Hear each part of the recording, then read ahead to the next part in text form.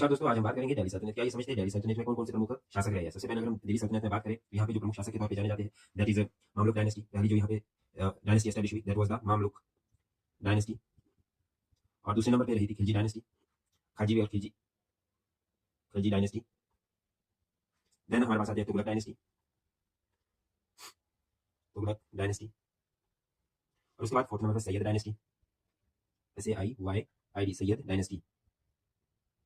और lastly Lodhi dynasty. Last में कौन सी डायनेस्टी थी? लोधी डायनेस्टी। ये पांच प्रमुख डायनेस्टी दिल्ली सल्तनत में शासन किया और इनका जो शासन रहा वो लगभग 1206 से लेकर 1526 तक रहता है। तो इनका जो अगर आप रूल्स की बात करें, रूल्स इनका जो रूल इन्होंने जो शासन किया या रूल्स जो भी आपने बोला इसके लिए, ठीक है, या शासन जो इनका लगभग शासन रहा, शासन बोलिए, वो 1206 से लेकर 1526 AD तक रहा। ठीक है, 1526 AD तक रहा। अब यहाँ पे जो मामलुक डायनेस्टी है, मामलुक डायनेस्टी के जो प्रमुख शासक रहे, पहले किसकी बात करें हम? मामलुक डायनेस्टी की। ठीक है, इसमें जो प्रमुख शासक रहे हैं इसमें सबसे पहले आ जाता है जो नाम वो आपका आएगा कुतुबुद्दीन ऐबक।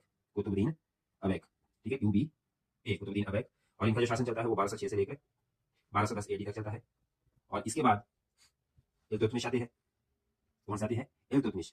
इल्तुतमिश इल्तुतमिश यहाँ पे शासन करते हैं और इल्तुतमिश 1210 से लेकर 1236 तक यहाँ पे शासन करते हैं। सबसे पहले यहाँ पे जो कुतुबुद्दीन ऐबक है ये अपनी कैपिटल कहाँ बनाते हैं? ये अपनी जो कैपिटल है, कैपिटल का जो स्थापना करते हैं वो लाहौर में करते हैं। बट इल्तुतमिश आते हैं, इल्तुतमिश अपनी जो कैपिटल है वो शिफ्ट करके दिल्ली ला देते हैं और ये अपनी कैपिटल दिल्ली में बनाते हैं।